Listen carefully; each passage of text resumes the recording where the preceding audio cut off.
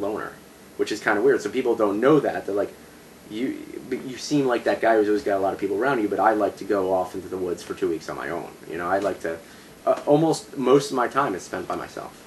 And I think the social community that I've created is kind of like a combat to that. Like, I don't really want to, I'm not really big into big crowds, but at the same time, like, I have a lot to say and a lot to give over, so maybe someone wants to listen. You know, I found, like, people actually want to hear what I have to say. I go to movies alone, and I eat out alone. People don't do that. Concerts alone. Yeah.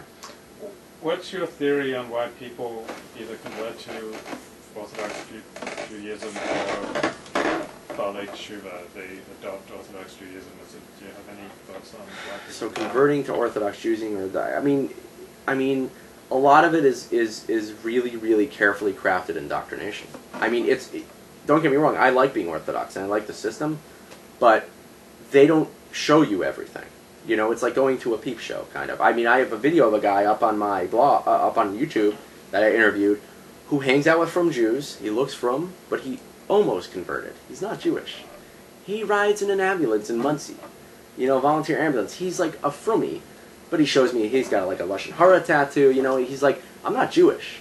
I'm like, but all your friends are Jewish. He's like, I almost converted, and then I saw this, and I didn't want any part of this. Unfortunately, he lived in Muncie, so you see a lot of crap. I think the communal aspect is amazing. The support you get, and I mean, you come from a place where everyone's doing their own thing to a place where you can sit down at lunch at a guy's house worth $100 million, and he's talking to you like you're a regular person. You're not like his servant or someone who won a contest to eat at his house. We're all equals. You know, there's a lot of BS that goes on the periphery, but when it comes down to it, I mean, when you have like Shabbos and you have, you know, you go into a shir and you do this stuff and people are nice and you're part of a group, you know, and I think a lot of non-Jews don't feel that. They don't feel that support of community, and that, you know, you have communities based on little external aspects, like you all like World of Warcraft or you like to ski or whatever, but you don't have this all-encompassing community. And you know, Baal Teshuvas come in to Aish, everyone's friendly and they give you good food and they got all these like hot women all the time, and Baal Teshuvas Chabad, they're all hotties, you know. That's how Chabad gets you in. Chabad's brilliant. You know, they have these fancy ass places. You come in, every woman's smoking hot, everyone's really cool, and there's booze. I mean, what better marketing than that, you know?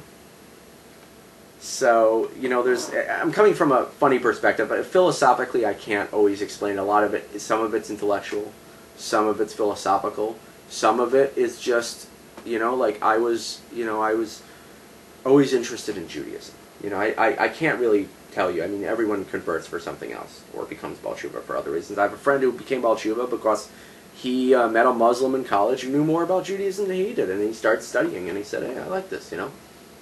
You think converts are more trouble than they're worth? Converts are more trouble than they're worth? I don't know, like, what's you know, Do you think there has to be something wrong with someone if they want to... Sometimes, I mean, Baal Teshuvas and converts, traditionally, I mean, they gotta be pretty screwed up in the head to give up McDonald's, right? But, a lot of them are.